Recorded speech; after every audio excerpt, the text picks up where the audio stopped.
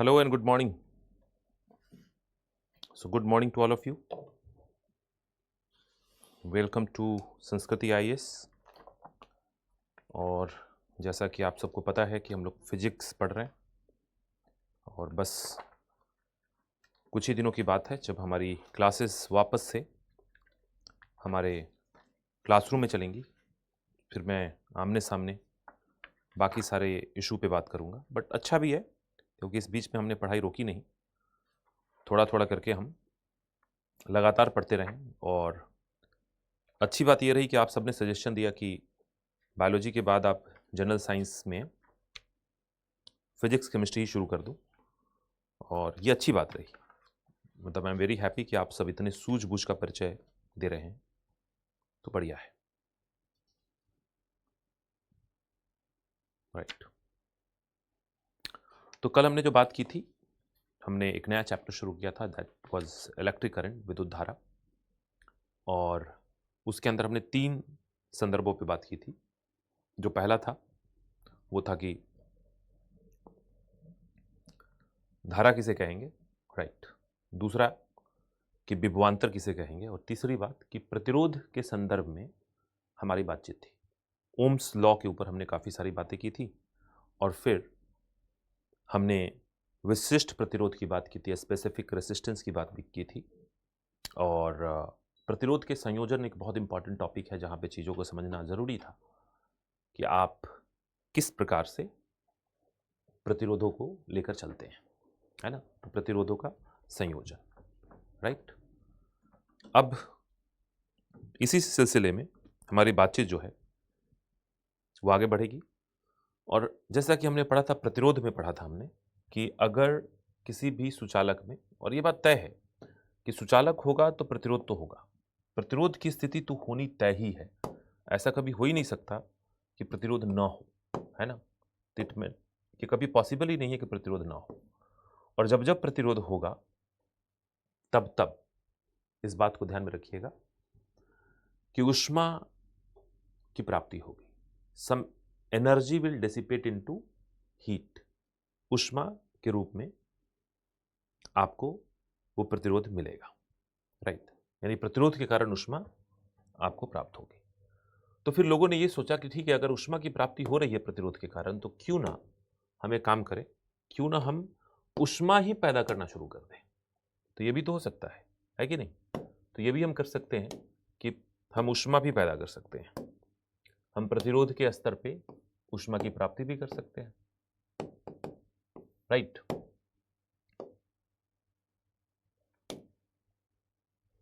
तो चलिए देखते हैं। तो उसी संदर्भ में हमारा जो आज का टॉपिक है, उस टॉपिक का नाम है विद्युत धारा का ऊष्मीय प्रभाव, राइट। राइट।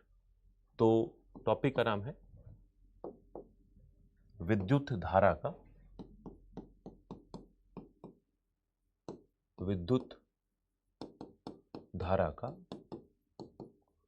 ऊष्मीय प्रभाव।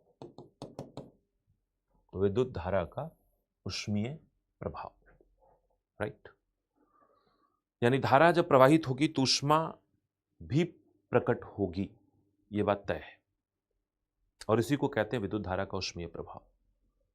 अब सवाल यह है कि आपने इस बात को अपने घर में भी देखा होगा कि घर में कोई भी विद्युत उपकरण हो, कोई भी विद्युत उपकरण आपका हो, जैसे मान लीजिए पंखा हो, टेलीविजन हो, इवन आपका मोबाइल फ़ोन का चार्जर और मोबाइल फ़ोन हो, आप जब लगातार उसका प्रयोग करते हैं, जब लगातार उसमें विद्युत धारा प्रवाहित होती है, तो उसमें ऊष्मा के प्रभाव को आप देखते हैं। आप जब टच करते हैं तो आपको गर्मी का एहसास होता ही है ना। यही है विद्युत धारा का ऊष्मीय प्रभाव। अब सवाल यह है कि विद्युत धारा के कारण कितनी ऊष्मा पैदा होगी, कितना ऊष्मा पैदा होगा, इसको कैसे समझें। तो इसका एक नियम है। आपने एक साइंटिस्ट का नाम सुना होगा, जूल। और जूल साहब ने ऊष्मीय नियम दिया था। उन्होंने बताया था कि किसी विद्युत उपकरण में ऊष्मा किस रेशियो में, किस अनुपात में, किस फॉर्मूला के थ्रू हम समझ सकते हैं कि कितना बनेगा। तो हम यहीं पे पढ़ते हैं जूल का ऊष्मीय नियम, joules law of heating, joule का ऊष्मीय नियम। है ना। और जूल का ऊष्मीय नियम क्या कहता है? बहुत सिंपल सी बात है। जूल का ऊष्मीय नियम कहता है H is equal to I square R T. H is equal to I square R T, है ना। इस फॉर्मूला को अच्छे से समझ लीजिए, बात खत्म हो गई। तो H is equal to I square R T का मतलब ये हुआ कि इसका मतलब सिंपल होता है, और होता ये है कि ये जो हीट है, ये जो ऊष्मा है, वो इन तीन कारकों पर निर्भर करती है। मैं तीनों को लिख देता हूं। दैट्स से कि मैं लिखूं H is directly proportional to square of I, H is directly proportional to R, H is directly proportional to T। मतलब ये है कि अगर धारा का मान बहुत थोड़ा सा बढ़ेगा तो हीट बहुत ज़्यादा बढ़ जाएगा, क्योंकि स्क्वायर के समानुपाती है। अगर प्रतिरोध का मान बढ़ेगा तो जितना प्रतिरोध बढ़ेगा उतना ही हीट बढ़ेगा, और जितना समय धारा के प्रवाह में लगेगा, जितने समय तक धारा की प्रवाह होगी, उतना ही ऊष्मा प्रकट होगा।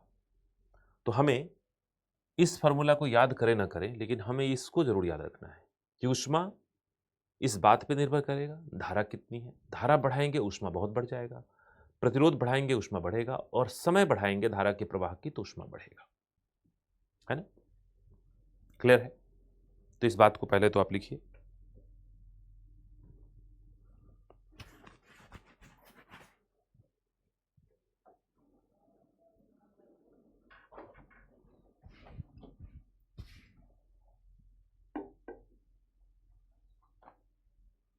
राइट।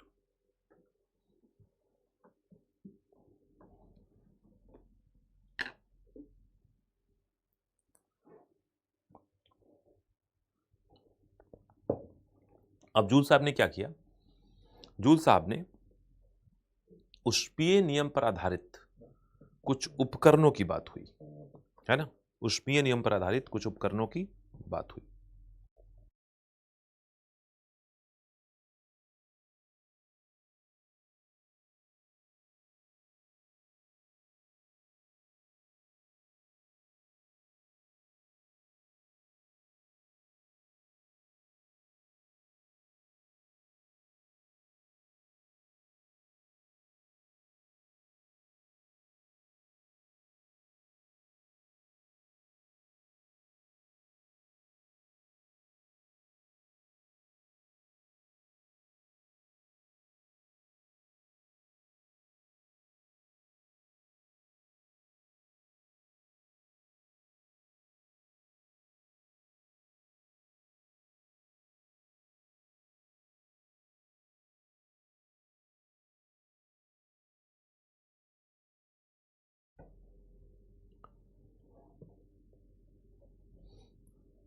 भाई प्रोपोर्शनलिटी का साइन हटा हुआ है, फॉर्मूला ये है, हमने इसको तोड़ा है ना।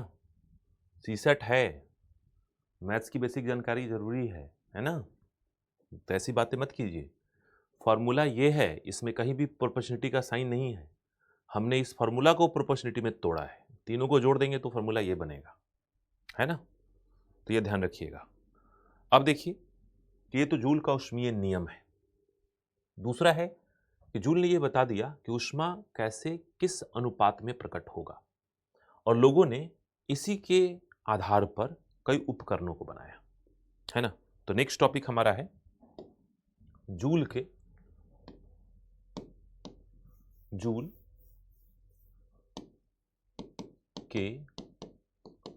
ऊष्मीय नियम पर आधारित उपकरण। ऐसे विद्युत उपकरण जो जूल के ऊष्मीय नियम पर आधारित है, बड़े इंपॉर्टेंट है, हमने 10th क्लास में पढ़ रखे हैं, आज फिर पढ़ने जा रहे हैं। तो सबसे पहला जो उसमें है वो है इलेक्ट्रिक बल्ब। हम सब ने देखे होंगे इलेक्ट्रिक बल्ब। दूसरा जो है जो हम पढ़ेंगे वो है इलेक्ट्रिक फ्यूज। Electric fuse. और जो तीसरा है उसको कहते हैं हम हीटिंग एलिमेंट।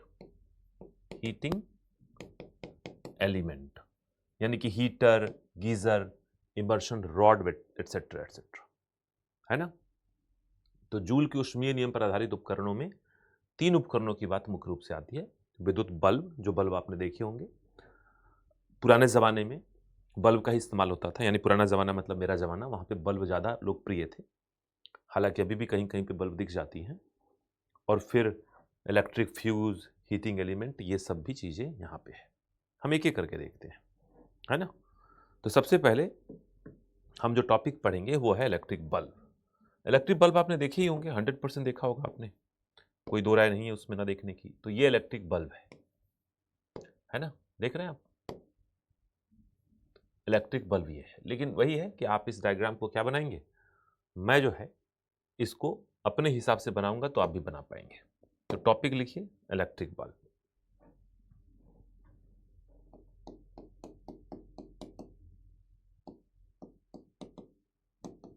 इलेक्ट्रिक बल्ब, है ना। और देखें आप यहां पे कि इलेक्ट्रिक बल्ब में कुछ इस तरह की संरचना होती है, कुछ ऐसा ही होता है। तो कांच का एक बल्ब होता है, उसी को इलेक्ट्रिक बल्ब कहते हैं हम। और इसमें 2 इलेक्ट्रोड्स होते हैं, यानी 2 ऐसे पतली सी तार जो थोड़ी सी मोटी होती है वो लगी होती है। इन दोनों का कनेक्शन यहां से होता है, जिसको हम होल्डर में फंसा देते हैं। ये भी आपको अच्छे से पता है। और फिर आप पाएंगे कि यहां पर एक फिलामेंट की संरचना होती है, जो एक विशिष्ट धातु से बनी होती है, और कुछ है ही नहीं। तो इलेक्ट्रिक बल्ब के अंदर जो भी पढ़ेंगे उस डायग्राम की हेल्प से पढ़ लेंगे, आपको कहीं भी कुछ भी और लिखने की जरूरत नहीं है ना। तो पहली बात कि ये जो स्ट्रक्चर है इसको कहते हैं फिलामेंट। और फिलामेंट बना होता है किस चीज का, टंगस्टन का, है ना, टंगस्टन। तो टंगस्टन धातु का ये बना होता है, राइट।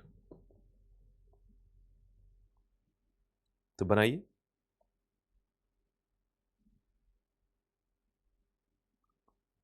तो टंगस्टन धातु का ये बना होता है। टंगस्टन धातु को हम केमिकली डब्ल्यू के नाम से जानते हैं, सिंबल। और टंगस्टन के बने होने के पीछे रीजन क्या, टंगस्टन एक धातु है, और अगर ये धातु है तो बड़ी पतली सी तार खींची जा सकती है। अगर आपने किसी विद्युत बल्ब के फिलामेंट को अगर हाथ में लिया ही होगा, बचपन में ऐसी बदमाशी हम करते हैं, तो स्प्रिंग नुमा संरचना होती है। होता इतना छोटा है लेकिन फैलाएंगे तो इतना बड़ा बन जाएगा। और इतना बड़ा बनने के पीछे रीजन ये है कि वो बहुत पतली सी तार को फिलामेंट यानी स्प्रिंग के स्वरूप में रखा हुआ है। तो पतला सा और स्प्रिंग के स्वरूप में।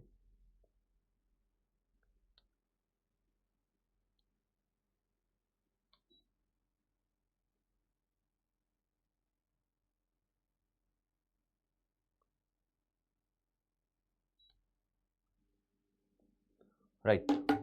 तो अब देखिए फिलामेंट में क्या है मामला। तो फिलामेंट टंगस्टन का बना है, और टंगस्टन के बनने के पीछे 2 रीजन है। पहला कि इसका मेल्टिंग पॉइंट यानी गलनांक बिंदु बहुत अधिक है।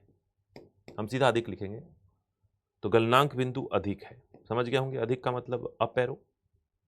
और दूसरी तरफ चूंकि बहुत पतली सी तार है और स्प्रिंग नुमा संरचना के रूप में मोड़ा गया है, तो एरिया ऑफ क्रॉस सेक्शन कम है, यानी कि बहुत पतली होने के चलते एरिया इसका कम है, और लंबाई, लेंथ, है ना।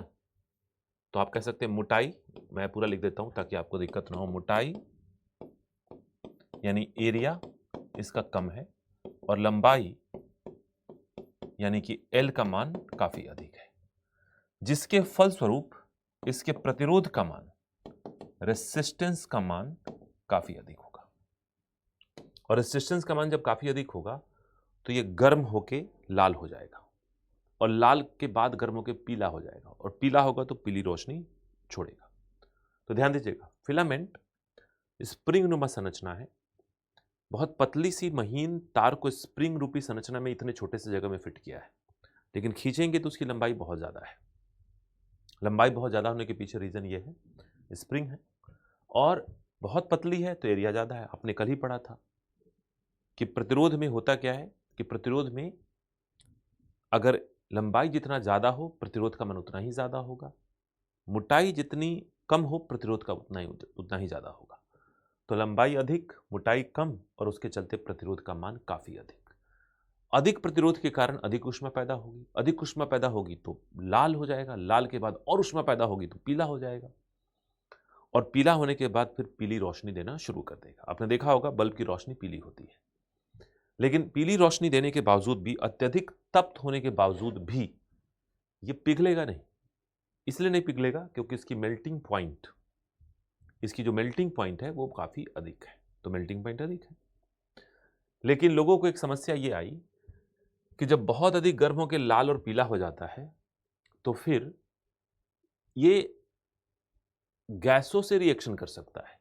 इस बल्ब के अंदर अगर गैस हो तो गैस से रिएक्शन कर सकता है। रिएक्शन करने का मतलब है कि रिएक्शन करके ऑक्सीडाइज हो सकता है, जल सकता है, फूक सकता है। तो इसके लिए क्या किया गया, इसके अंदर यानी कि इस संरचना के अंदर, आप देखिए इस संरचना के अंदर ये जो खाली जगह है इसमें आंशिक निर्वात है। आंशिक निर्वात यानी इसकी सारी की सारी हवा को खींचकर निकाल दिया गया। तो सारी की सारी हवा खींच के निकाल दी गई, आंशिक निर्वात पैदा किया गया। और हवा को खींच के निकालने के बाद, हवा को खींच कर निकालने के बाद, है ना, इसमें एक और काम किया गया, इसमें कुछ निष्क्रिय गैसों को अंदर ऐड कर दिया गया, प्लस निष्क्रिय गैस जैसे नाइट्रोजन या आर्गन, AR, आर्गन। तो या तो नाइट्रोजन डालो या आर्गन डालो, है ना। इससे क्या होगा, इस नाइट्रोजन और आर्गन डालने से दो बातें होंगी। एक तो फिलामेंट की आयु बढ़ जाएगी और दूसरा ये क्या करेगा, इसके दो काम होंगे। पहला, फिलामेंट की आयु बढ़ाता है,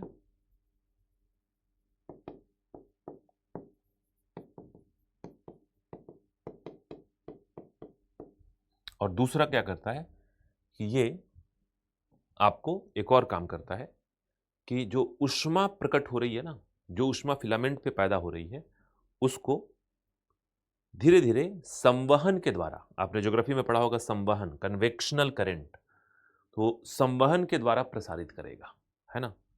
तो संवहन के द्वारा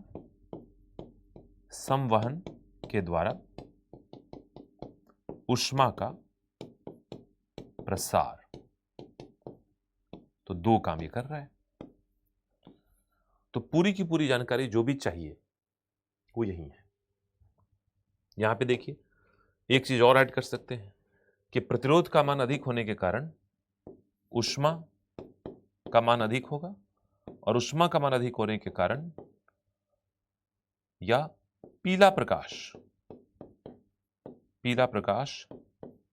पैदा करना शुरू करेगा। अब देखो जो भी लिखा है मैंने उसको पूरा लिख लीजिए, क्योंकि सारे एक्सप्लेनेशन इसी पर है। Everything is there.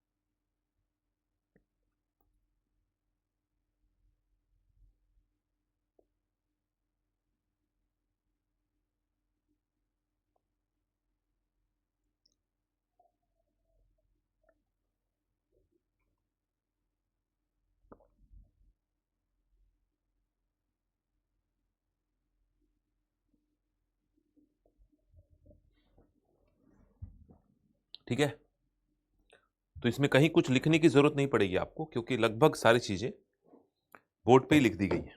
आगे बढ़ें।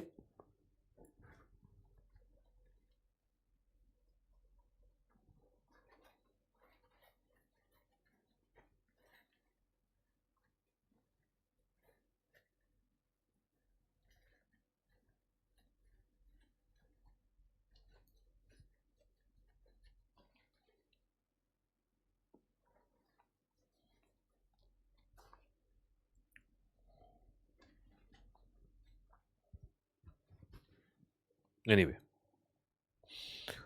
चलिए आगे बढ़ते हैं।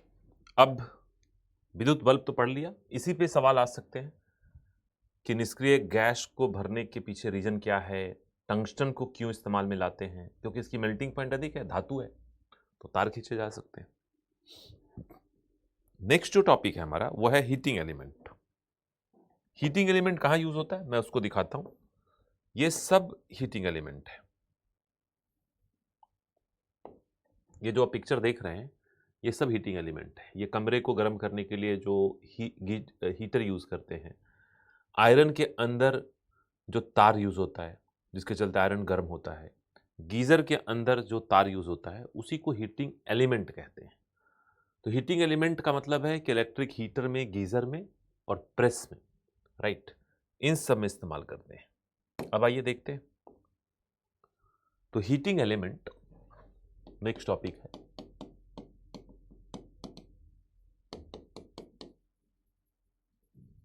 हीटिंग एलिमेंट है ना, तो कहां यूज होगा? जैसे मैंने आपको बताया कि यहां पे देखिए, हीटर, गीजर और प्रेस, इन सब जगहों पे। इमर्शन रॉड में भी होता है जो बेसिकली गीजर का ही काम करता है ना। तो ये कहां यूज होता है? गीजर, हीटर, प्रेस इत्यादि में, है ना। अब सवाल यह है कि ये हीटिंग एलिमेंट बना किस चीज का होता है। तो ध्यान दीजिएगा, ये हीटिंग एलिमेंट जो बना होता है, मैं लिखता हूं यहां पे, हीटिंग एलिमेंट के रूप में हम नाइक्रोम का यूज करते हैं। नाइक्रोम का वायर होता है। कौन सा वायर होता है? Nichrome wire. अब सवाल है कि नाइक्रोम क्या है? तो नाइक्रोम कोई एलिमेंट नहीं है। नाइक्रोम एक मिश्र धातु है, एक अलवाय है। तो नाइक्रोम क्या है? एक अलवाय या मिश्र धातु है। तो अलवाय है या मिश्र धातु है। और जब भी हम मिश्र धातु कहते हैं इसका मतलब होता है कि इसमें एक से अधिक धातुओं का मिश्रण है। तो अगर हम नाइक्रोम के मिश्र धातुओं के घटक को समझेंगे तो इसमें निकल और क्रोमियम, निकल और क्रोमियम, ठीक है, इसलिए नाम है इसका नाइक्रोम। और एक और बात ध्यान रखिएगा कि इसको यूज करने के पीछे रीजन क्या है, why do we use this, right. इसके पीछे रीजन यह है कि नाइक्रोम की जो प्रॉपर्टी है उस प्रॉपर्टी में यह बात ध्यान रखनी है कि इसका रेसिस्टेंस अधिक होता है, इसका मेल्टिंग पॉइंट भी अधिक होता है। तो ये गर्म होकर लाल हो जाता है। आपने देखे होंगे हीटर लाल हो जाते हैं, और लाल होने के बाद भी नहीं पिघलते क्योंकि मेल्टिंग पॉइंट अधिक है। और एक और बात समझिएगा कि गर्म होकर लाल इसलिए हो पाते हैं क्योंकि इसका प्रतिरोध का मान ज्यादा है। प्रतिरोध का मान कम होता तो गर्म होकर लाल ये नहीं होते। अगर आप तांबे की तार से अगर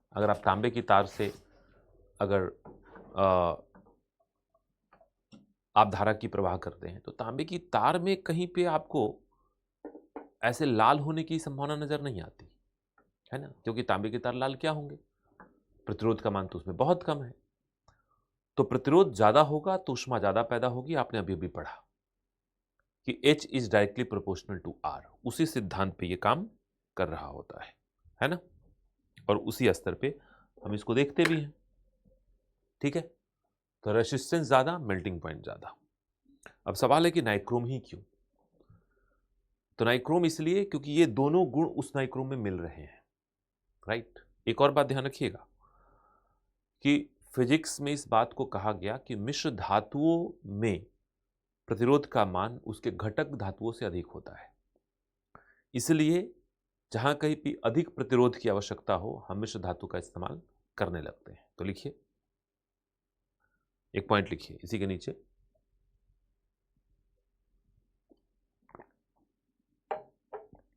और लिखें मिश्र धातुओं के प्रतिरोध का मान, मिश्र धातुओं के प्रतिरोध का मान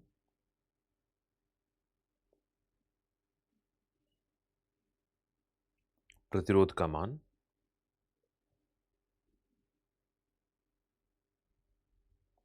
घटक धातुओं से अधिक होता है, घटक धातुओं से अधिक होता है,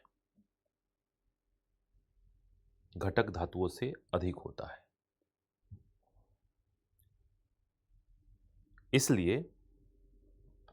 इसलिए हीटिंग एलिमेंट के रूप में, हीटिंग एलिमेंट के रूप में, हीटिंग एलिमेंट के रूप में नाइक्रोम मिश्र धातु का प्रयोग किया जाता है। नाइक्रोम मिश्र धातु का प्रयोग किया जाता है।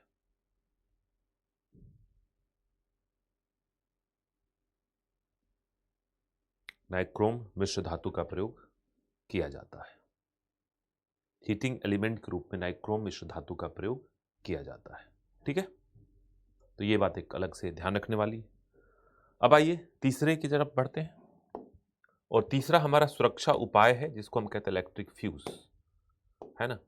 आप इसको छोड़ दीजिए, तो बल्ब बल्ब है, मैं इसको हटा देता हूं। ये वाली बात आपने देखी होगी, चाहे छोड़िए, और भी कुछ है हमारे पास, शायद ये वाला, हाँ देखो, ये इलेक्ट्रिक फ्यूज है, आप देख पा रहे हैं, ये इलेक्ट्रिक फ्यूज है। इलेक्ट्रिक फ्यूज में ऐसा भी हो सकता है और उसमें एक फ्यूज वायर होता है, इस प्रकार का भी हो सकता है, उसमें भी फ्यूज वायर होता है, और गाड़ियों में इस तरह के लगे होते हैं, उसमें भी आप देख पा रहे होंगे एक फ्यूज वायर है। तो मेन जो है वो फ्यूज वायर ही है। जब भी आप इलेक्ट्रिक फ्यूज की बात करते हैं वो फ्यूज वायर की बात करते हैं, है ना।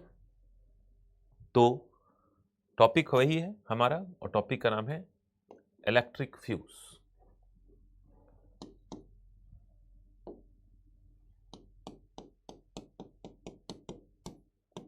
इलेक्ट्रिक फ्यूज, है ना। इलेक्ट्रिक फ्यूज या इसी को कहते हैं फ्यूज वायर, फ्यूज की तार, है ना, हमारे घर में भी लगे होते हैं।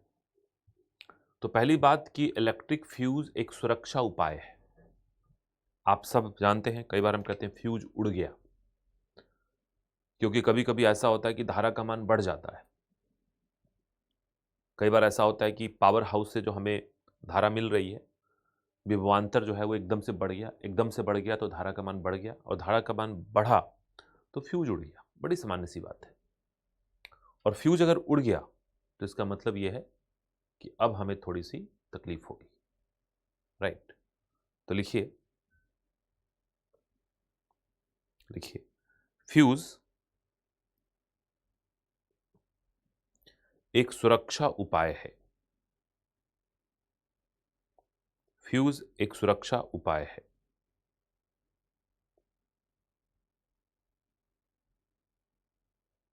फ्यूज एक सुरक्षा उपाय है।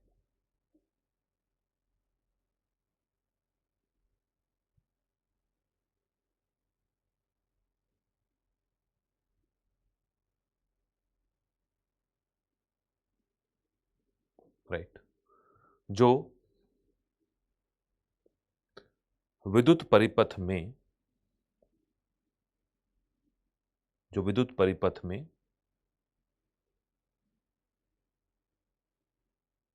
धारा का मान अधिक होने पर, धारा का मान अधिक होने पर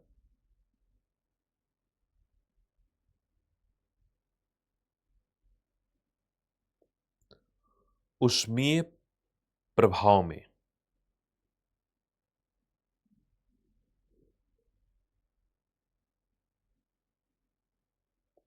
ऊष्मीय प्रभाव में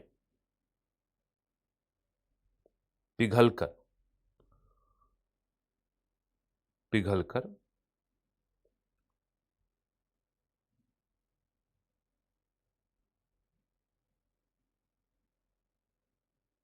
पिघलकर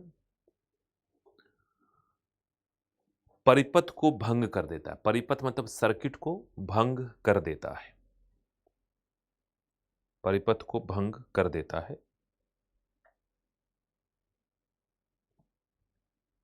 जिससे विद्युत उपकरणों को सुरक्षा प्राप्त होती है, जिससे विद्युत उपकरणों को सुरक्षा प्राप्त होती है, विद्युत उपकरणों को सुरक्षा प्राप्त होती है ना? क्लियर है? अब देखिए क्या है कि आपने ये डायग्राम देखे, इस डायग्राम को फिर ध्यान से देखिए। ये जो फ्यूज वायर है ना, जब भी धारा इससे प्रवाहित होगी तो इस फ्यूज वायर का प्रतिरोध थोड़ा ज्यादा है, यानी सामान्य सर्किट से थोड़ा ज्यादा प्रतिरोध रखा गया है ताकि ऊष्मा पैदा हो, लेकिन ऊष्मा इतना ज्यादा पैदा न हो कि सामान्य दशा में पिघल जाए। यानी आपके घर के सर्किट में अगर सामान्य मात्रा में अगर धारा की प्रवाह हो रही है तब कोई दिक्कत नहीं होगी, लेकिन जैसे ही धारा का मान एक निश्चित बिंदु से ऊपर जाएगा, तो आपने पढ़ा था कि H is directly proportional to square of the I, यानी I के मान में थोड़ी सी वृद्धि H में बड़ी वृद्धि कर सकता है। धारा का मान जैसे ही बढ़ा तो हमारे विद्युत उपकरणों को उससे नुकसान पहुंच सकता है, लेकिन धारा विद्युत उपकरणों तक पहुंचने के पहले फ्यूज से होकर गुजरेगा, और जैसे ही फ्यूज से धारा गुजरा और धारा का मान अधिक है तो तापमान बढ़ गया, और तापमान अधिक होने के कारण ये पिघल गया। फ्यूज बार में खास बात होती है, फ्यूज बार में प्रतिरोध का मान ज्यादा होता है, लेकिन मेल्टिंग पॉइंट इसकी कम रखी जाती है ताकि ये आसानी से ऊष्मा का मान बढ़ने पर, ऊष्मा के मान बढ़ने पर पिघल जाए, है ना? तो अगर हम इलेक्ट्रिक फ्यूज की बात करें, अगर हम फ्यूज वायर की बात करें, जैसे इसी फ्यूज वायर की बात करते हैं, तो फ्यूज वायर जो है वो एक अलवाय है। ये भी क्या है? तो ध्यान से देखिए, मैं लिख रहा हूं, ये भी एक अलवाय है, यानी मिश्र धातु है।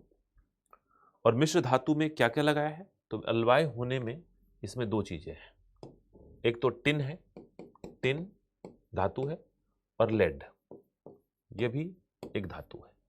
तो टिन और लेड का ये मिश्रण है, मिश्र धातु है। और आपने पढ़ा इस बात को, मैं इस बात को यहां लिखता हूं कि आपने इस बात को पढ़ा कि जब भी अलवाय होगा तो उसके रेसिस्टेंस का मान क्या होगा? ज्यादा होगा। और दूसरी बात जो बात रखने की है याद, वो है कि इसकी मेल्टिंग पॉइंट क्या होगी? कम होगी। तो रेसिस्टेंस ज्यादा, मेल्टिंग पॉइंट कम, राइट? रेसिस्टेंस ज्यादा और मेल्टिंग पॉइंट इसकी कम होगी, राइट? तो ये बात आपको ध्यान रखनी है, राइट? तो लिख लीजिए इसको।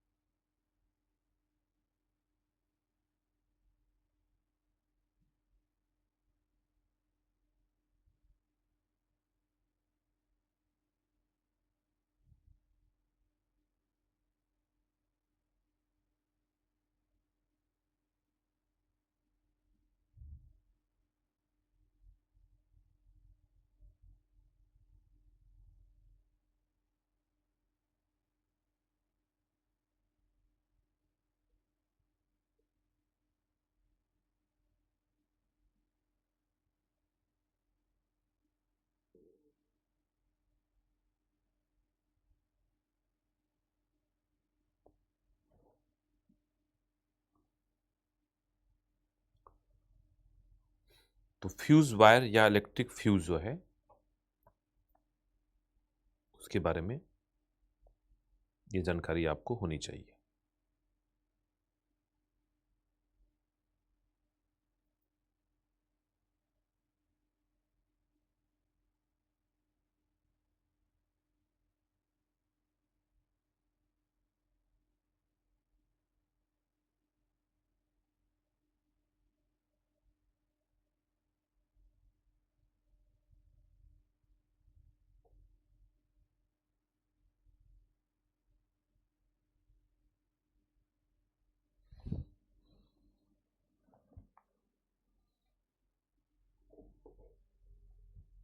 ठीक है, तो हमने तीनों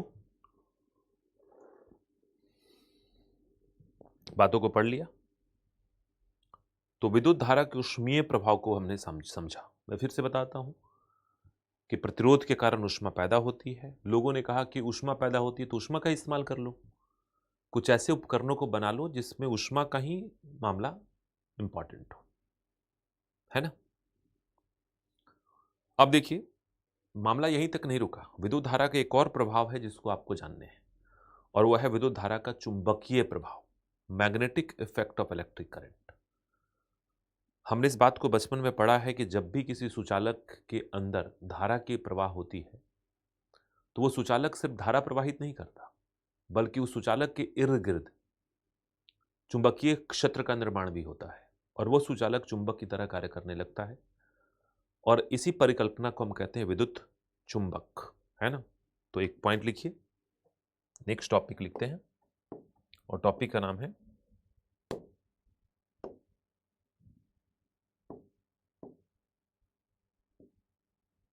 देखिए विद्युत धारा का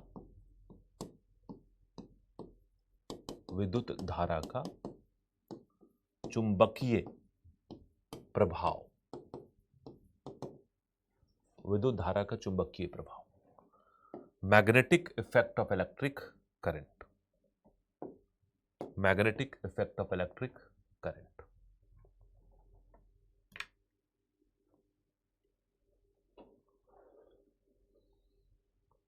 तो लिखिए,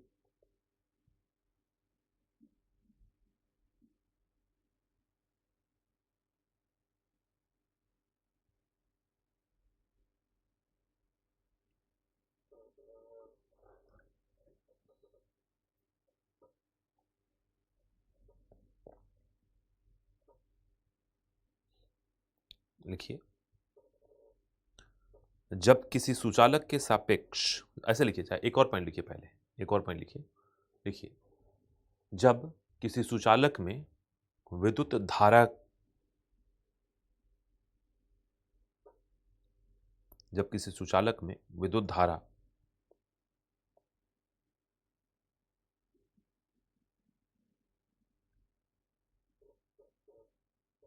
प्रवाहित होती है,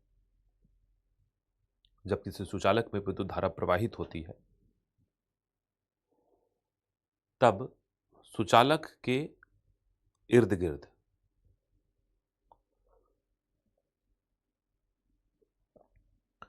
सुचालक के इर्द गिर्द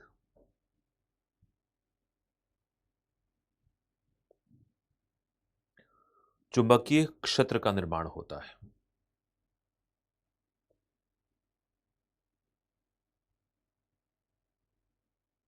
चुंबकीय क्षेत्र का निर्माण होता है, राइट। अर्थात सुचालक चुंबक की तरह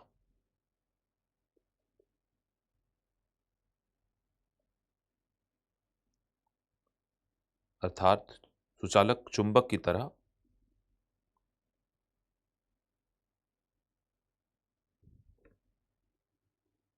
कार्य करने लगता है, और इसे विद्युत चुंबक कहते हैं। इसे विद्युत चुंबक करते हैं।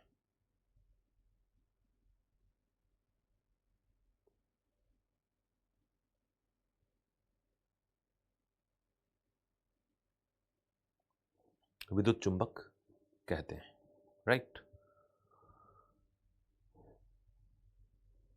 राइट। तो इलेक्ट्रोमैग्नेट्स कहते हैं, विद्युत चुंबक कहते हैं। अब हुआ क्या कि एक समय की बात है जब एक वैज्ञानिक थे और वो वैज्ञानिक एक टेबल पे एक्सपेरिमेंट कर रहे थे।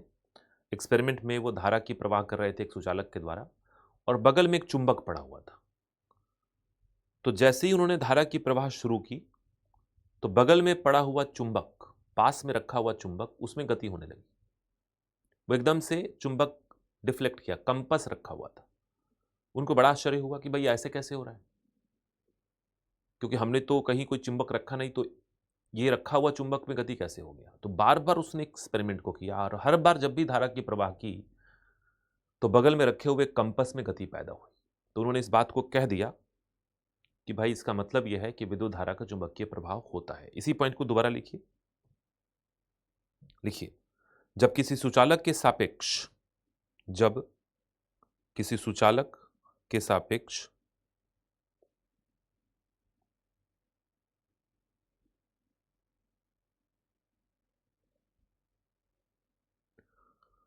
चुंबक रखा जाए,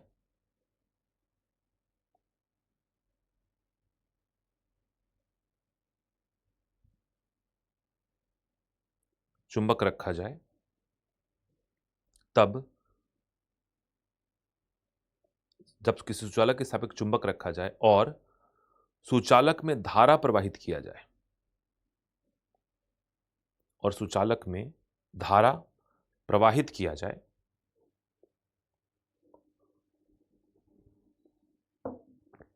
सुचालक में धारा प्रवाहित किया जाए, तब सुचालक के आसपास,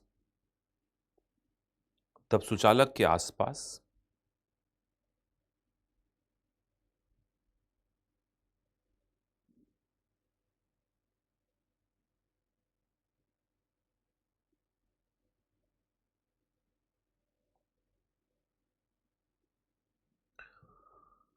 विद्युत चुंबकीय क्षेत्र का निर्माण होता है।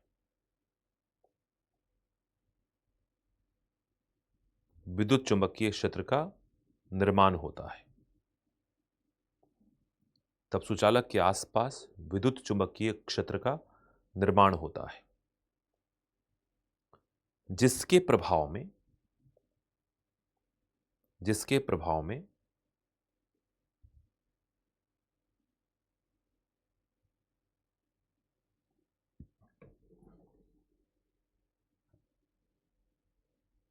जिसके प्रभाव में पास रखे गए चुंबक में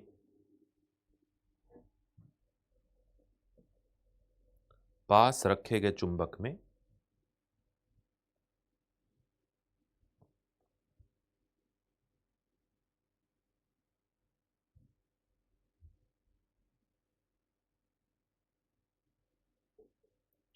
पास रखे गए चुंबक में गति पैदा होती है, गति पैदा होती है।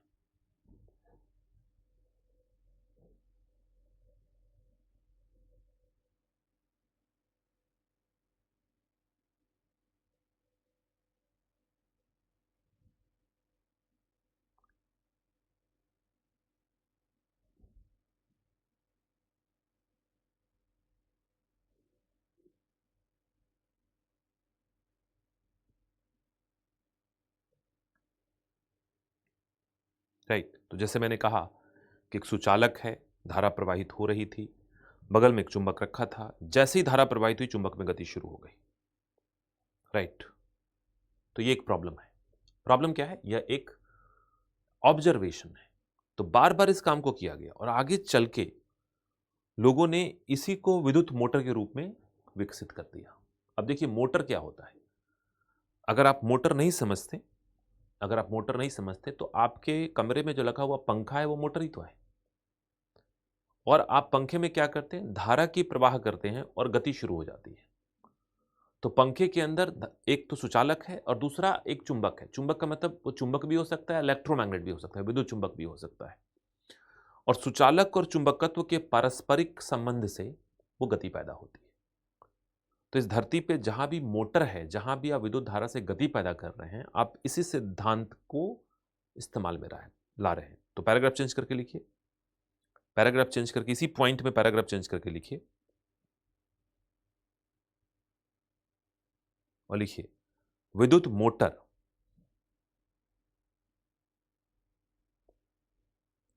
विद्युत मोटर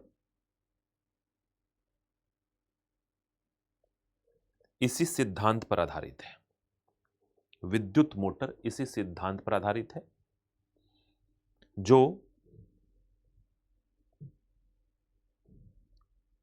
विद्युत ऊर्जा को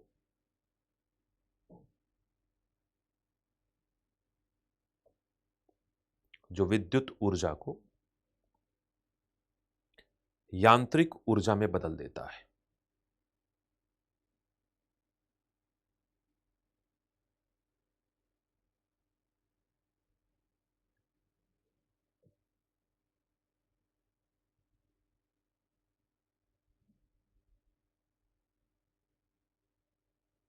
विद्युत ऊर्जा को यांत्रिक ऊर्जा में बदल देता है।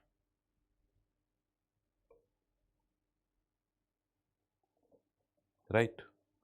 तो मोटर की परिकल्पना यही है। मैं डिटेल में नहीं जाऊंगा, हालांकि आपने पढ़ा होगा 10th क्लास में, आप इस बात को पढ़ते हैं, है ना, Fleming's right hand rule, left hand rule, और ये सारी बातों को समझते हैं।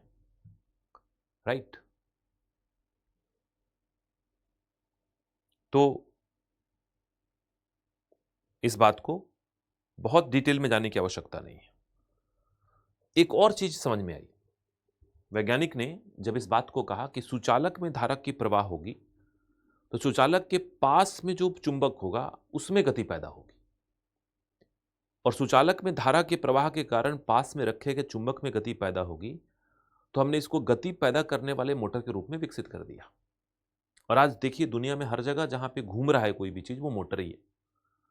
चाहे आपके छत पे लटका हुआ पंखा हो या आपके कंप्यूटर में लगा हुआ हार्ड डिस्क हो, वो मोटर की परिकल्पना ही है। फिर एक और वैज्ञानिक थे जिनका नाम आप जानते होंगे, जिनका नाम था एम्पियर। एम्पियर साहब ने कहा कि अगर धारा के प्रवाह में चुंबक में गति पैदा हो सकती है, तो ऐसा भी तो हो सकता है कि चुंबक की गति अगर कराएं तो सुचालक में धारा प्रेरित हो जाए। उल्टा कर दो। मेरी बात को ध्यान से सुनिए। एम्पियर साहब ने कहा कि अगर धारा के प्रवाह के कारण चुंबक में गति पैदा होती है, तो चुंबक में गति पैदा करने से धारा की प्रवाह भी हो सकती है। और यही परिकल्पना बन गई किसकी? जनरेटर की, डायनमो की। जनरेटर में, डायनमो में हम घुमाते हैं, और जब घुमाते हैं तो धारा पैदा होती है। पन बिजली में घुमाना ही तो है, पानी गिरा के घुमाते हैं। पवन चक्की में हम हवा से घुमाते हैं। थर्मल पावर प्लांट में हम स्टीम से घुमाते हैं। तो पैराग्राफ चेंज करके लिखिए, जब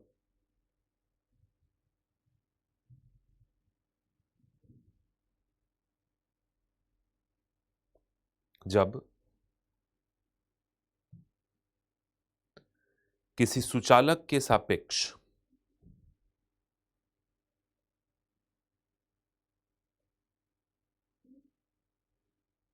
जब किसी सुचालक के सापेक्ष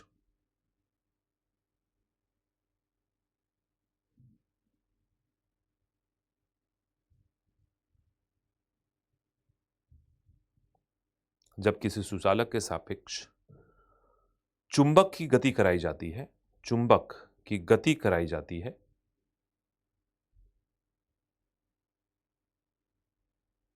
चुंबक की गति कराई जाती है,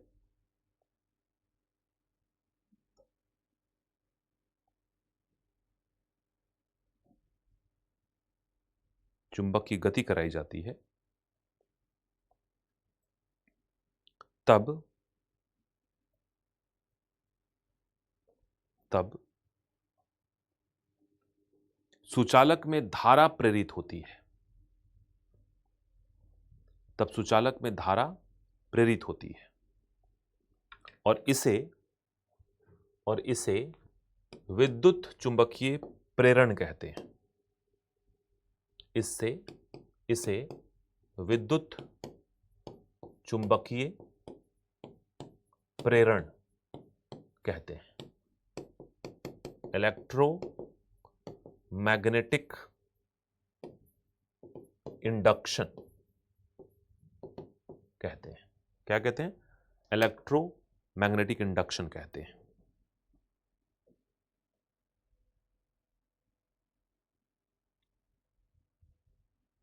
और लिखें dynamo, generator, turbine. Dynamo, generator, turbine,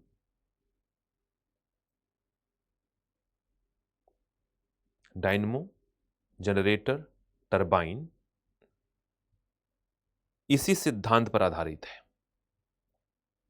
dynamo, generator, turbine इसी सिद्धांत पर आधारित है।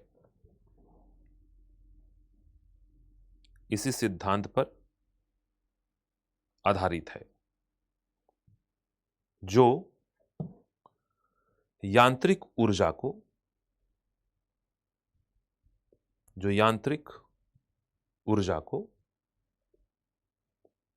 विद्युत ऊर्जा में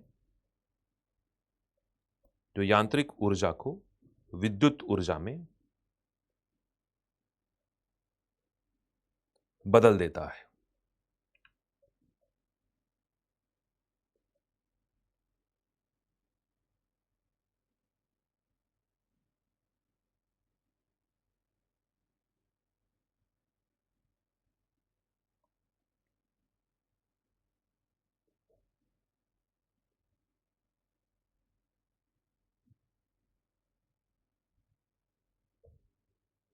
यांत्रिक ऊर्जा को विद्युत ऊर्जा में बदल देता है। तो ये दो कॉन्सेप्ट बहुत इंपॉर्टेंट है। फिर से मैं बताता हूं, एक बार ध्यान से सुनिएगा कि विद्युत धारा की चुंबकीय प्रभाव की बात मैं कर रहा हूं।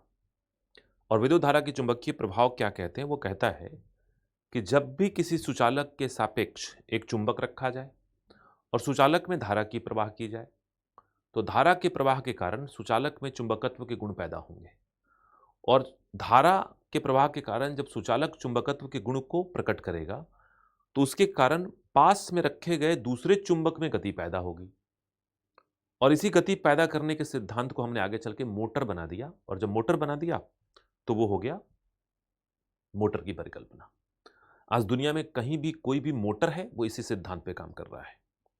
फिर होता है कि मोटर तो एक बात है, मोटर का मतलब होता है कि धारा दिया, गति पैदा हुई।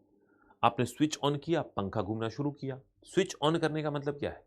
आपने धारा की प्रवाह की, वो चुंबकत्व के गुण को प्रदर्शित करने लगा और गति पैदा कर दिया। लेकिन उल्टा भी तो हो सकता है कि अगर हम घुमाए पंखे को, हालांकि वो वाला पंखा नहीं, छत में लगा हुआ पंखा नहीं घूमेगा, लेकिन अगर ऐसी ही कुछ व्यवस्था बनाए और उस पंखे को घुमाना शुरू कर दें, तो धारा प्रेरित हो जाएगी। और ऐसा आप देखते हैं कि पवन चक्की, पन बिजली, इन सब में एक पंखा ही होता है जिसको टरबाइन कहते हैं, उसको घुमाते हैं। तो दूसरा परिकल्पना है कि सुचालक के सापेक्ष चुंबक की गति कराई जाए, तो सुचालक के सापेक्ष जब भी चुंबक गति करेगा तो धारा प्रेरित होगी। कैसे? इस डायग्राम को देखिए, आपको बात समझ में आएगी थोड़ी सी, है ना? कि जैसे देखिए, अगर ये सुचालक है और एक मैग्नेट को अंदर लेके जा रहे हैं, अंदर जा रहे हैं और बाहर लेके आ रहे हैं। जब जब अंदर और बाहर इसको करेंगे, तब तब देखेंगे कि आप गैल्वेनोमीटर में आपको धारा का डिटेक्शन होगा, धारा आपको समझ में आने लगेगी, है ना? तो ये बात आपको मैंने डिस्कस किया।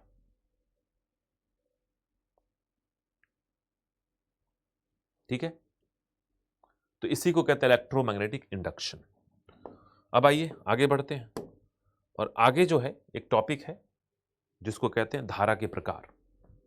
धारा के प्रकार, तो इस टॉपिक पे हम चर्चा करेंगे।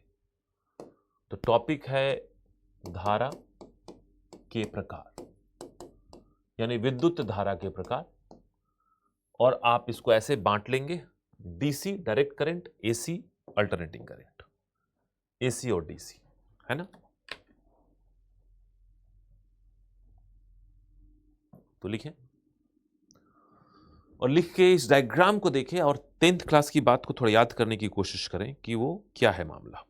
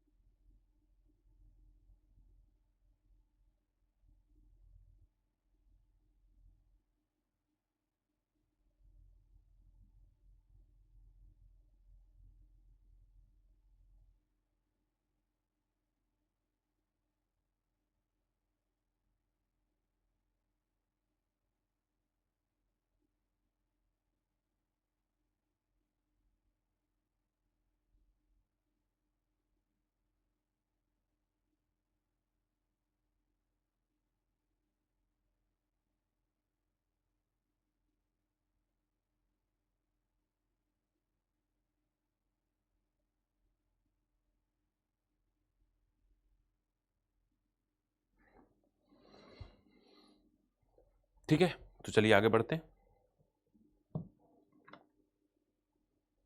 तो धारा में डीसी और एसी, डीसी जिसको आप बैटरी वैटरी से प्राप्त करते हैं, डीसी को डायरेक्ट करंट इसलिए कहते हैं क्योंकि आप देख पा रहे हैं कि इसमें धारा की दिशा जो है वो एक ही है, एक ही धारा की दिशा है। लगातार धारा इस दिशा में प्रवाहित होगी, यह धारा की दिशा है। तो जब धारा एक ही दिशा में प्रवाहित हो तो उसको हम डीसी कहेंगे, जो नॉर्मली आपको बैटरी और सेल से मिलती है। घर में जो हमारी धारा की सप्लाई वो एसी है, इसमें धारा की दिशा एक निश्चित समय अंतराल पर बदलती रहती है। बचपन में हमने इस बात को पढ़ रखा है। इसमें फिक्स नहीं होता, एक निश्चित समय अंतराल पे धारा की दिशा बदलती रहती है ना। इसलिए इसको अल्टरनेटिंग करंट कहते हैं। अल्टरनेट मतलब ऑल्टरनेट तरीके से धारा कभी इस तरफ कभी उस तरफ चलती रहेगी, है ना। तो पहले तो लिखिए डीसी में, लिखिए डीसी का पहला पॉइंट और लिखें इसमें धारा, डीसी में इसमें धारा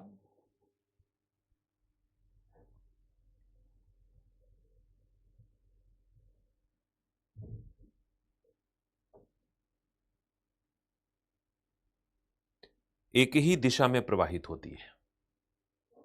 डीसी में इसमें धारा एक ही दिशा में प्रवाहित होती है। इसमें धारा एक ही दिशा में प्रवाहित होती है।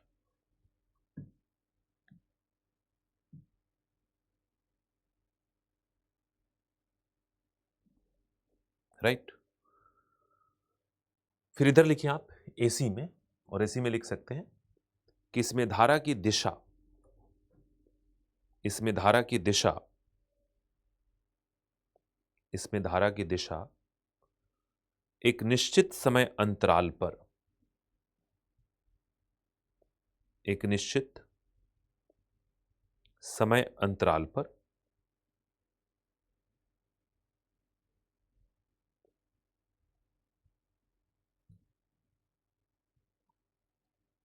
बदलती रहती है। एसी में लिख रहे हैं आप, इसमें धारा की दिशा एक निश्चित समय अंतराल पर बदलती रहती है ना। तो निश्चित समय अंतराल पर बदलती रहती है।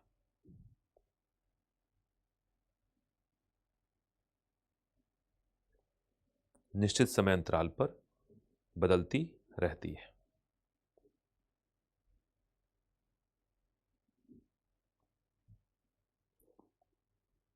ठीक है, निश्चित समय अंतराल पर बदलती रहती है, कोई दिक्कत तो नहीं है।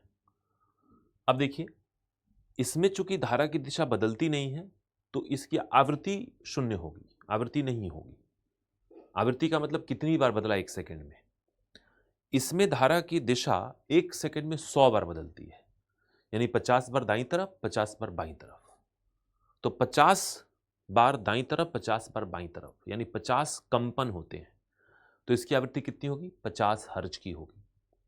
तो ध्यान दीजिएगा, बहुत आराम से समझना है कि एसी में, जो भारत में एसी धाराएं हैं, उसमें जो धारा की दिशा है वो एक सेकंड में 100 बार बदलती है, 50 बार दाईं तरफ 50 बार बाईं तरफ। तो फिर इसकी आवृत्ति 50 हर्ट्ज की होगी। तो लिखिए, इसमें देखिए डीसी में, इसमें दिशा नहीं बदलती है,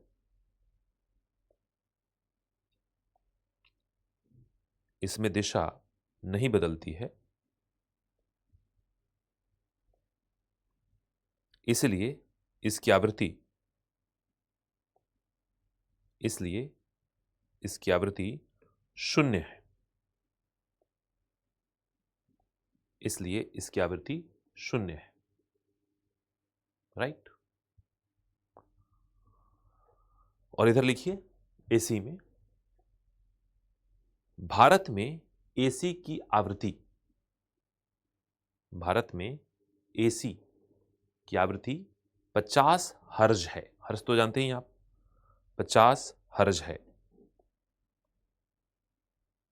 भारत में एसी की आवृत्ति 50 हर्ज है।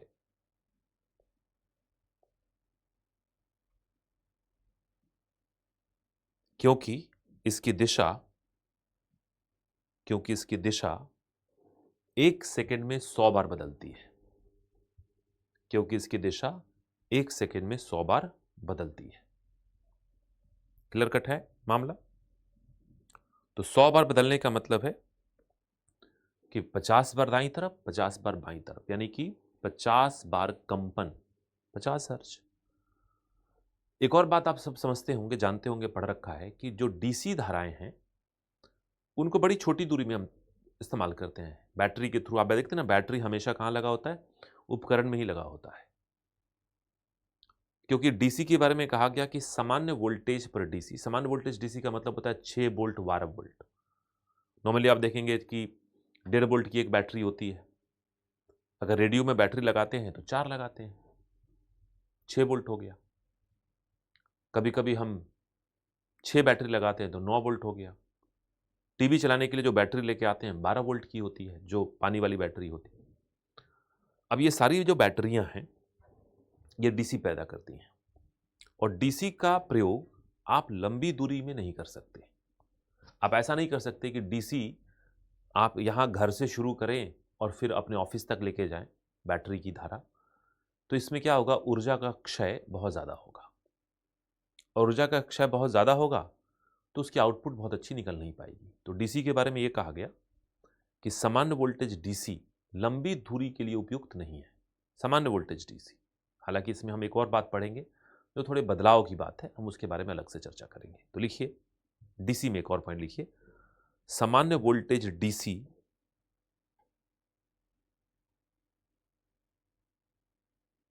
सामान्य वोल्टेज डीसी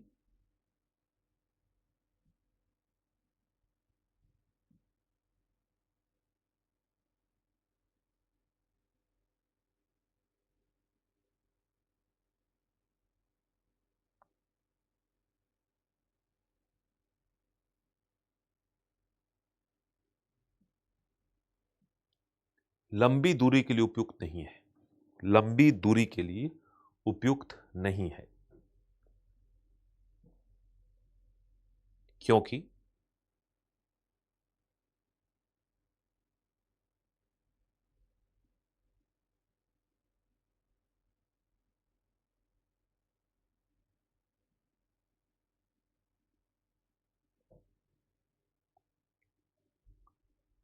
क्योंकि इसमें ऊर्जा क्षय अधिक होता है। क्योंकि इसमें ऊर्जा क्षय अधिक होता है।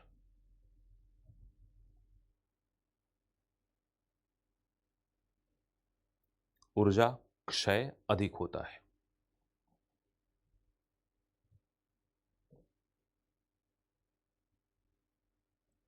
है ना? लेकिन एसी के साथ क्या है ना, एसी को आप लंबी दूरी तक लेके जा सकते हैं। घर की पूरी वायरिंग एसी है, पोल पे एसी धाराएं हैं। तो लिखिए एक और पॉइंट, लिखिए एसी धारा को एसी में लिखिएगा,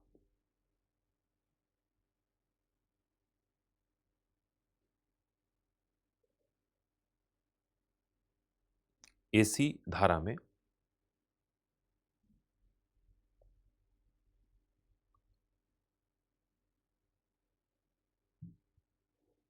लंबी एसी धारा को लंबी दूरी तक प्रवाहित किया जाता है या किया जा सकता है। एसी धारा को लंबी दूरी तक प्रवाहित किया जा सकता है।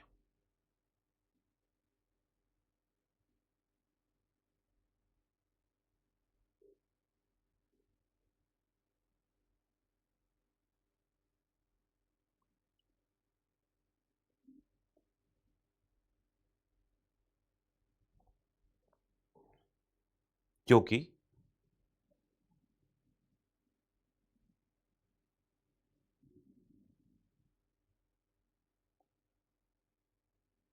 क्योंकि इसमें ऊर्जा क्षय अपेक्षाकृत कम होता है।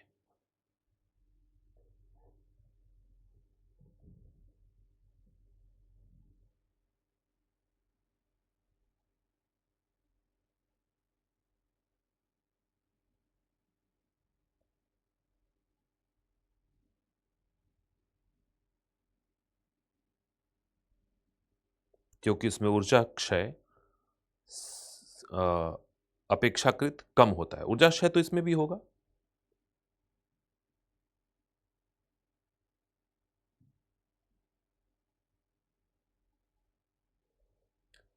तो ऊर्जा क्षय इसमें भी होगा, लेकिन डीसी की अपेक्षा कम होगा, तो आप भेज सकते हैं, है ना। फिर लिखिए एक और पॉइंट डीसी में, डीसी की प्राप्ति, डीसी कहां से मिलेगा?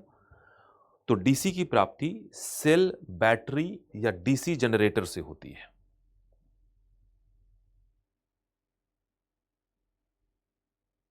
सेल, बैटरी या डीसी जनरेटर से होती है। जनरेटर भी डीसी हो सकता है।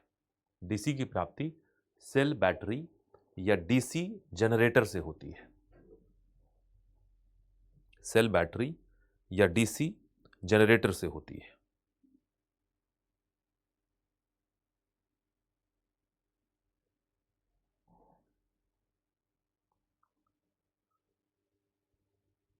और एसी की प्राप्ति एसी जनरेटर से होती है। एसी की प्राप्ति एसी जनरेटर से होती है।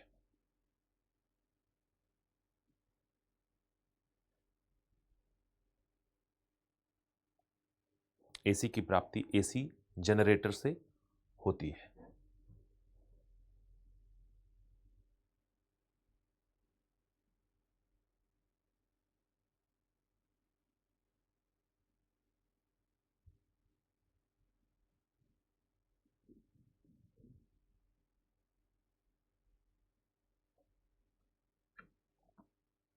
राइट।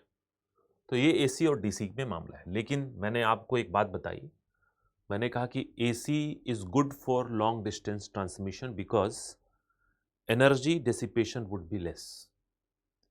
ट्रांसमिशनल लॉस कहते हैं उसको। क्या कहते हैं? ट्रांसमिशनल लॉस, यानी कि ट्रांसमिशन में होने वाला लॉस, राइट। तो एसी में वो कम होगा, डीसी में बहुत ज़्यादा होगा। लेकिन कब ज़्यादा होगा? जब डीसी सामान्य वोल्टेज पे काम कर रहा हो तो। 6 वोल्ट 12 वोल्ट डीसी बहुत कम होता है। घर में जो एसी आती है वो 220 वोल्ट की होती है, आप सबको पता ही होगा। घर के बाहर जो ट्रांसफार्मर तक आती है वो 440 वोल्ट तक की होती है। और जो हाई टेंशन वायर में चलता है वो 11,000 वोल्ट तक होता है। तो एसी में भी दो प्रकार के हैं। एक है नॉर्मल वोल्टेज एसी जो घर में है 220 वोल्ट, हालांकि वो भी ज़्यादा है। और एक होता है high voltage AC 11,000 volt, 25,000 volt, 33,000 volt, right. तो इस बात को ध्यान में रखिएगा। अब देखिए एक और पॉइंट, डीसी को भी हाई वोल्टेज पे लेके जा सकते हैं।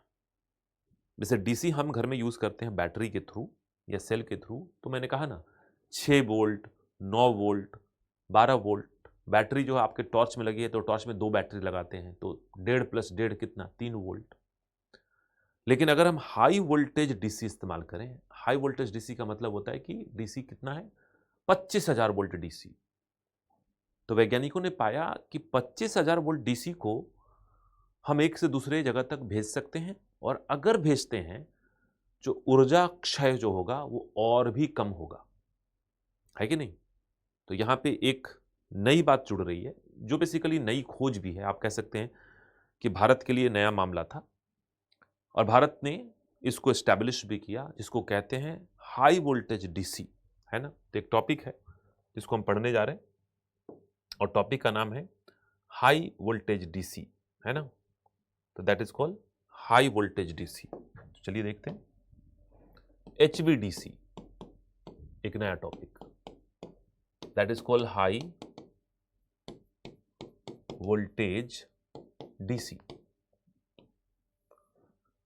तो हम तो घर में इस्तेमाल नहीं करते हैं। हाई वोल्टेज डीसी इस्तेमाल कहाँ होता है? ट्रांसमिशन लाइंस में। धारा को एक से दूसरी जगह पहुंचाने की जो व्यवस्था है, वहां पे हमने देखा है कि हाई वोल्टेज डीसी का इस्तेमाल हम कर रहे हैं। क्योंकि हाई वोल्टेज डीसी के द्वारा अगर आप धारा को एक से दूसरे बिंदु तक पहुंचाते हैं तो पता चलता है कि वो एसी से भी बेहतरीन है ना। तो एसी धारा को एक से दूसरे बिंदु तक लेके जाएंगे, ऊर्जा क्षय कम होगा। लेकिन हाई वोल्टेज डीसी को एक से दूसरे बिंदु तक लेके जाएंगे, ऊर्जा क्षय और भी कम होगा, और भी कम होगा। तो सबसे बेहतरीन तकनीक है। तो लिखिए एक पॉइंट, लिख सकते हैं एचवीडीसी के बारे में। लिखिए, यह उच्च विभवांतर पर, यह उच्च विभवांतर पर यह उच्च विभवांतर पर लंबी दूरी तक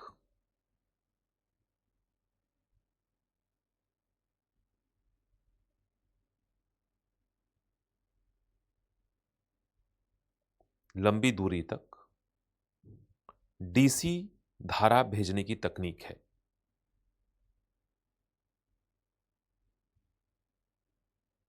डीसी धारा भेजने की तकनीक है, जिसमें ऊर्जा क्षय जिसमें ऊर्जा क्षय न्यूनतम होता है।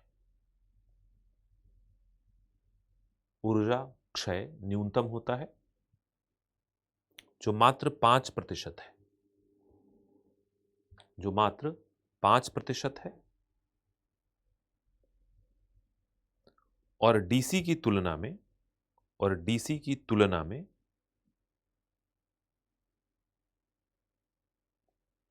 डीसी की तुलना में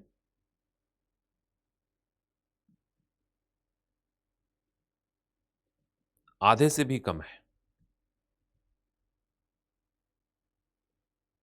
आधे से भी कम है। तो मात्र 5% धारा की क्षय होगी, और ये 5% एसी की तुलना में है ना, जो महज 5% है, और एसी की तुलना में आधे से भी कम है। आधे से भी क्या है? कम है। राइट? क्लियर है? कोई दिक्कत तो नहीं है? लेकिन सवाल यह है कि एचवीडीसी को कैसे इस्तेमाल करेंगे।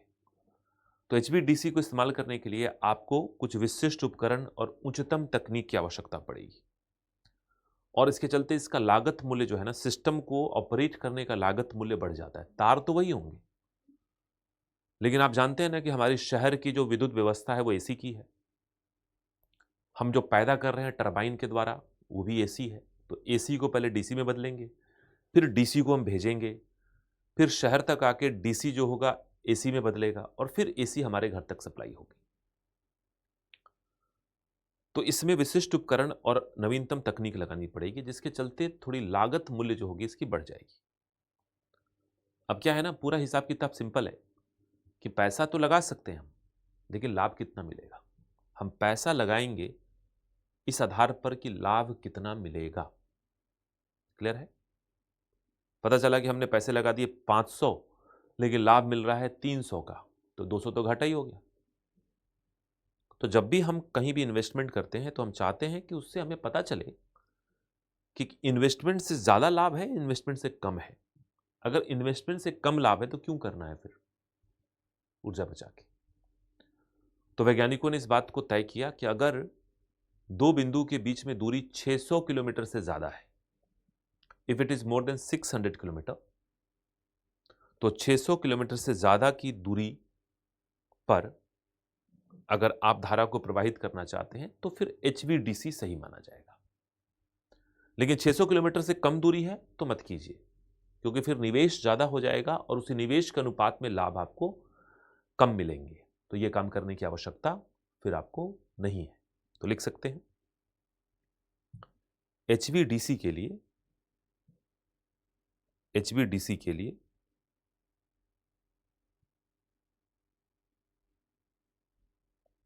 एचवीडीसी के लिए विशिष्ट उपकरण और उच्चतम तकनीक,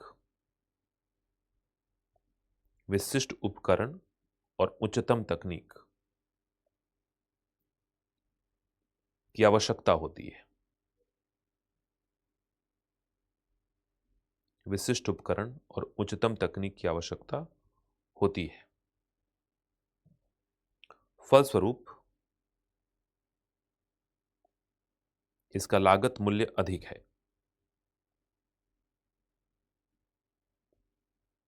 फलस्वरूप इसका लागत मूल्य अधिक है।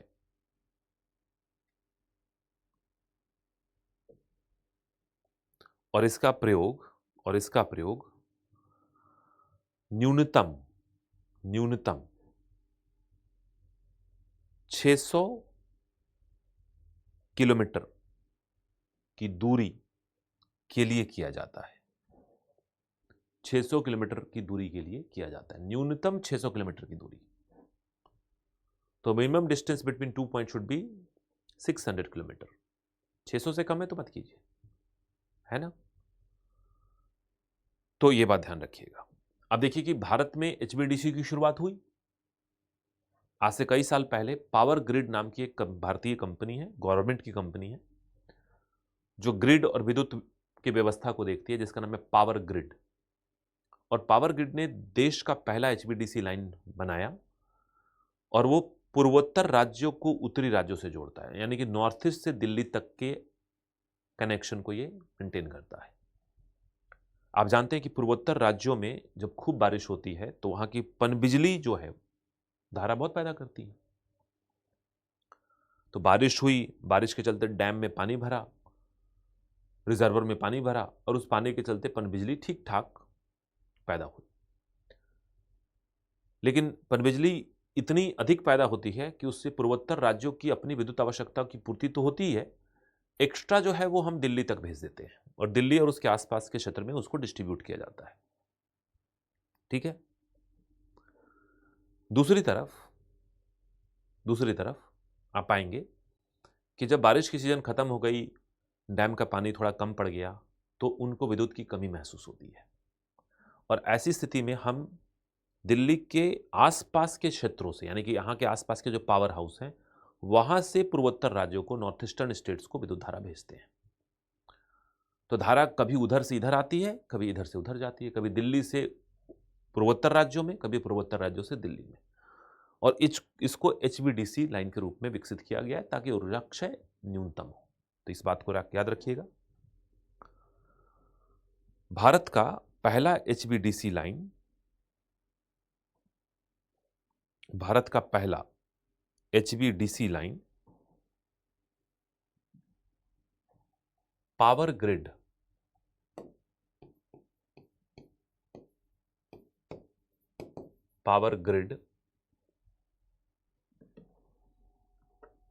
कंपनी के द्वारा स्थापित किया गया है। पावर ग्रिड कंपनी के द्वारा स्थापित किया गया है।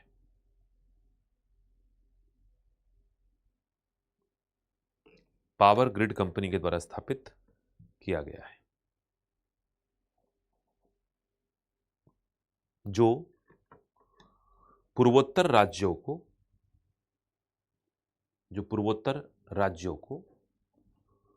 उत्तरी राज्यों से जोड़ता है, जो पूर्वोत्तर राज्यों को उत्तरी राज्यों से जोड़ता है, पूर्वोत्तर राज्यों को उत्तरी राज्यों से जोड़ता है ना। क्लियर है। तो एचवीडीसी इंपॉर्टेंट है। कुछ मैं क्वेरीज ले रहा हूं, जैसे पूछा है आप लोगों ने कि हाई टेंशन लाइन में एसी प्रवाहित होती है या डीसी। तो आप जो अमूमन हाई टेंशन वायर देखते हैं उसमें एसी है, लेकिन अगर वो एचवीडीसी लाइन है तो डीसी भी हो सकता है ना। तो हाई टेंशन वायर के आसपास कई बार लिखा भी होता है एसी या डीसी। चूंकि हमारे देश में एचवीडीसी लाइन बड़े कम है, तो आप मान के चलिए कि अपने आसपास के क्षेत्रों में जो आप हाई टेंशन वायर देखते हैं, जो बड़ी ऊंचाई पे वायर आपको दिखती है, उसी को हाई टेंशन वायर कहते हैं, उसमें आप एसी पाएंगे। आपने पूछा कि सोलर पैनल में डीसी है या एसी। तो सोलर पैनल को क्या कहते हैं पहले ये बताइए। सोलर पैनल, सोलर सेल भी कहते हैं ना। तो सोलर सेल भी तो कहते हैं। और जब भी सेल वर्ड इस्तेमाल होगा, आज से ध्यान रखिएगा कि whenever we use word cell, तो सेल का मतलब सिर्फ एक ही होता है, और वो होता है कि सेल है तो वो आपकी डीसी है ना। आपने पूछा कि शादियों में जो जनरेटर यूज होता है उसमें कौन सा होता है। तो भाई शादियों में जो जनरेटर होता है, जनरेटर का जो मेन पार्ट है वो है डायनेमो, है ना। और डायनेमो घूमता है, और डायनेमो से जो धारा पैदा होगी वो एसी है, लेकिन जनरेटर डीसी भी हो सकते हैं। तो एसी जनरेटर, डीसी जनरेटर दोनों प्रकार के हो सकते हैं। बट नॉर्मली ऐसा होता है क्योंकि हमारी पूरी व्यवस्था एसी पे चल रही होती है, तो जो जनरेटर शादियों में इस्तेमाल होता है जिसका कनेक्शन घर में भी लगा देते हैं, तो वो आपको एसी जनरेटर होते हैं, है ना। आपने पूछा कि डीसी से भी करंट लग सकता है क्या? भयंकर करंट लग सकता है। डीसी से लगा हुआ करंट एसी से भी मारक होता है। अब सवाल है कि आज तक आपको डीसी से करंट क्यों नहीं लगा? क्योंकि आपने जिस डीसी का इस्तेमाल घर में किया वो तो महज 12 वोल्ट था। अधिकतम डीसी जो हम घर में इस्तेमाल करते हैं वो 12 वोल्ट का होता है। अब 12 वोल्ट एसी भी टच कर लोगे तो कुछ नहीं होगा। 12 वोल्ट का मतलब हुआ बड़ी ही कम मान विद्युत ऊर्जा की, और विद्युत ऊर्जा की, विद्युत धारा की इससे कम, इतने कम मान से आपको कुछ नहीं होने जाने को है। तो घर में जो भी हम यूज करते हैं that is maximum 12 volt DC, 12 volt DC, कोई दिक्कत नहीं होगी। लेकिन अगर डीसी हाई वोल्टेज पे हो, अगर डीसी 200, 250, 300 वोल्ट पे हो, तो फिर तो बहुत मुश्किल होगी, है ना। क्योंकि डीसी धारा लगातार प्रवाहित होती है, अपनी दिशा नहीं बदलती है, और डीसी में अगर टच कर गए तो फिर बचने की चांसेस कम होंगी। घर में एसी की जो आवृत्ति, सॉरी एसी का जो वोल्टेज है, यानी पोटेंशियल डिफरेंस है, विभवांतर है, वो 220 वोल्ट है, और 220 वोल्ट पे आपको धारा झटका ठीक ठाक मारती है, उससे व्यक्ति की मौत भी हो सकती है। लेकिन 220 वोल्ट डीसी होगा तो ज़्यादा नुकसान पैदा करेगा। तो पहले तो आप क्या करो, एसी और डीसी दोनों के विभवांतर को एक कर दो, और फिर देखो कि कौन ज़्यादा झटका मारेगा, तो डीसी ज़्यादा झटका मारेगा। बाइक में डीसी यूज होता है, बिल्कुल डीसी यूज होता है। बाइक में, कार में, साइकिल में देखा होगा डायनमो लगा देते हैं, पिछले चक्के के ऊपर एक छोटा सा यंत्र लगा देते हैं, जिसके चलते साइकिल के अंदर आगे लगा हुआ हेडलाइट जलता है। साइकिल पे भी हेडलाइट होते हैं। तो चक्के पर लगा हुआ, चक्के के घूमने के साथ साथ ये भी घूमता है। और अभी पढ़ा कि जब सुचालक के सापेक्ष चुंबक की गति होगी तो धारा प्रेरित होगी। बाइक में भी जो होता है वो भी घूमता है। तो बाइक में भी डायनेमो होता है, वो भी घूमता है। इसलिए देखेंगे कि बाइक में बैटरी भी लगी होती है, लेकिन उस बैटरी को बार बार चार्ज करने की आवश्यकता नहीं होती। वो बैटरियां, कार की और बाइक की बैटरी, जो डीसी बैटरी होती है, वो अपने आप चार्ज होती है। जब जब आप गाड़ी चलाते हैं वो चार्ज भी होती है, क्योंकि एक छोटा सा चार्जिंग डायनेमो भी लगा होता है।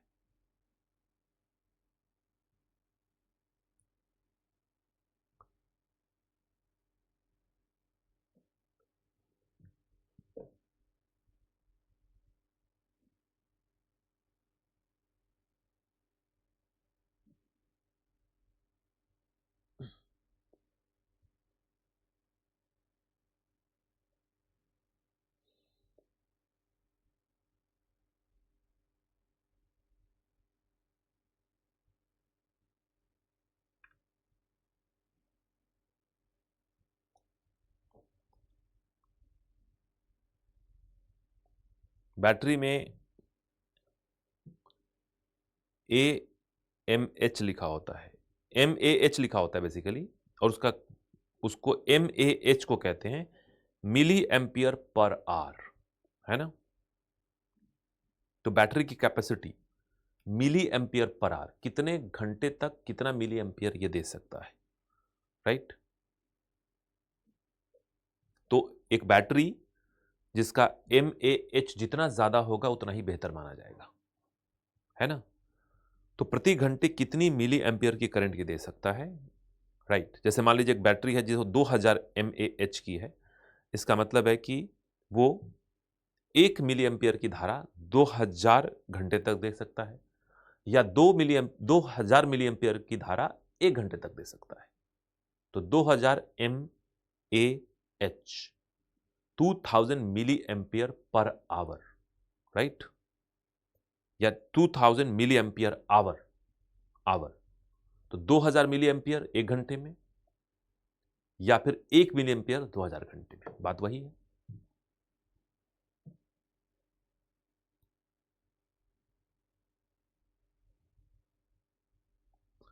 हर्ज क्यों लगाया जाता है, किलो हर्ज क्यों नहीं? किलो हर्ज का मतलब 1000 हर्ज। तो जब हर्ज 1000 ऊपर चली जाएगी, अगर मान लो 1000 लिखना है आपको, तो 1000 को किलो कहते हैं। तो जब तक आप लिखते हैं 950 हर्ज, ठीक है, लेकिन जैसे ही हुआ 1000 हर्ज, तो 1000 हर्ज के बदले में आप 1 किलो हर्ज लिख सकते हैं। सिंपल कैलकुलेशन है। घड़ी में उपयोग किए जाने वाली सेल, सेल है तो बैटरी है, बैटरी सेल डीसी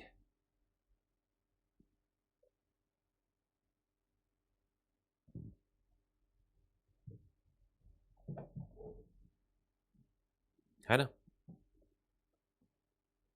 और कुछ सवाल?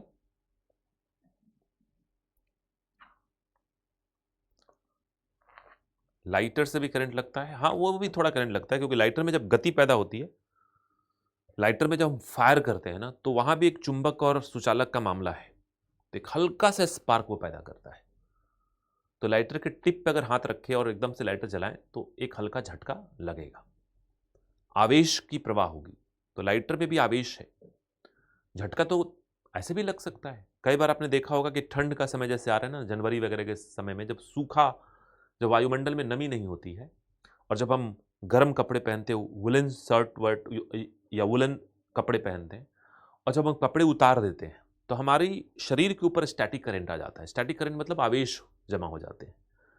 और ऐसे में जब भी हम किसी दरवाजे के हैंडल को या धातु के टुकड़े की तरफ हाथ बढ़ाते हैं, तो एक झटका महसूस होता है। आपने ऐसा महसूस किया है कि ठंड के समय में जब वायुमंडल में नमी की मात्रा कम हो, शरीर की त्वचा सूखी सूखी हो, और उस स्थिति में आप अगर वुलन कपड़े पहने हो, और वुलन कपड़े पहनने के चलते शरीर और वुलन कपड़े के बीच में रगड़ पैदा होगी, और उस रगड़ के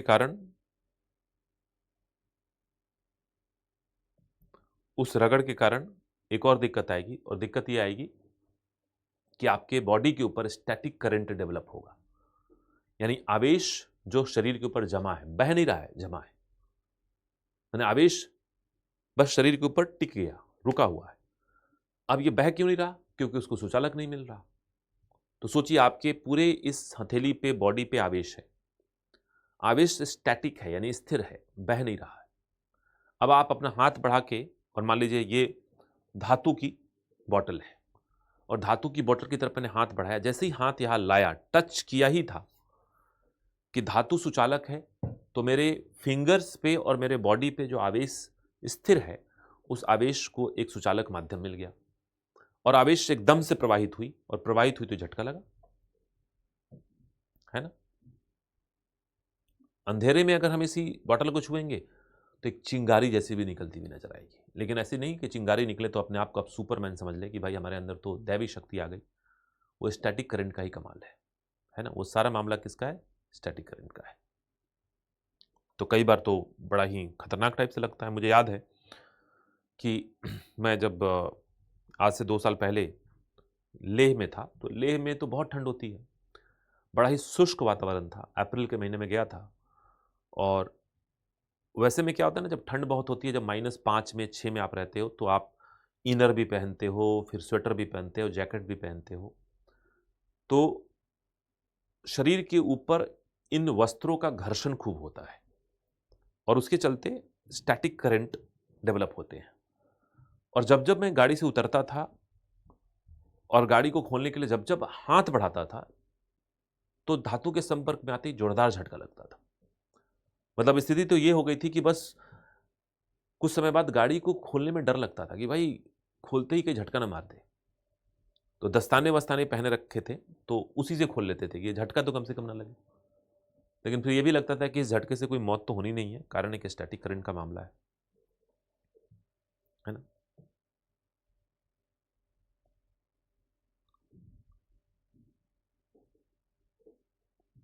ठीक है।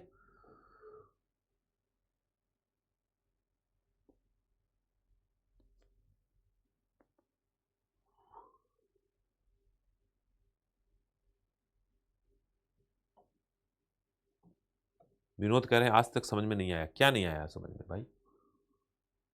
बचपन की ऐसी कौन सी बातें समझ में नहीं आई?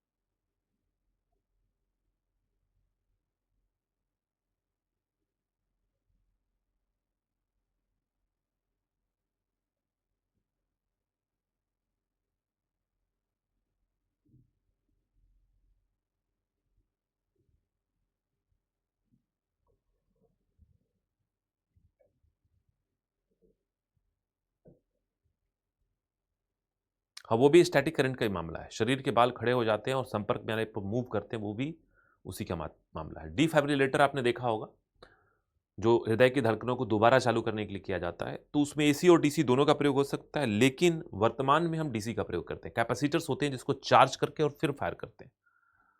तो ज़माने में, कभी पुराने ज़माने में एसी भी इस्तेमाल होता था। टेक्निकली एसी और डीसी कोई भी इस्तेमाल हो सकता है, लेकिन अभी के दौर में हम जो इस्तेमाल करते हैं वो डीसी होता है। और कैपेसिटर्स लगा के पहले उसको चार्ज करते हैं, कैपेसिटर्स में हम चार्ज भरते हैं और फिर उसको हम मरीज के शरीर पे डालते हैं।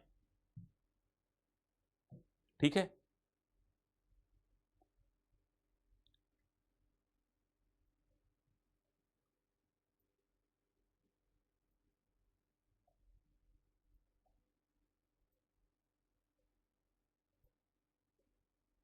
साइंस के सब्जेक्ट में मुझे स्कूल में बहुत मार पड़ती थी।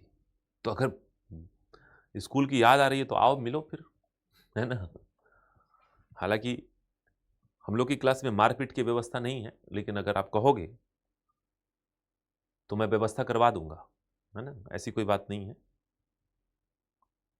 इतना मिस मत करिए स्कूल को, और अगर ऐसा लग रहा है तो कोई बात नहीं, आइए, इसकी भी व्यवस्था हो जाएगी, है ना? टेस्ट में नंबर कम आएगा, तो 2-4 आदमी रखे जाएँगे, है ना?